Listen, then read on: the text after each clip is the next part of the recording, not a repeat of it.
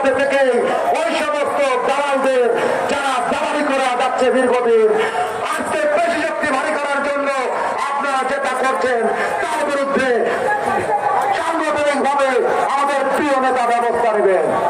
প্রিয় উপস্থিতি,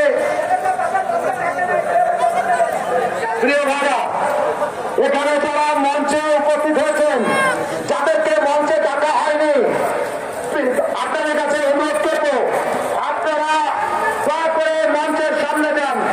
আপনাদের জন্য চেয়ার আছে, চেয়ারে বসেন। প্রিয় ভাইরা, মঞ্চে যাদের দাওয়াত নাই, যারা নিচে আছেন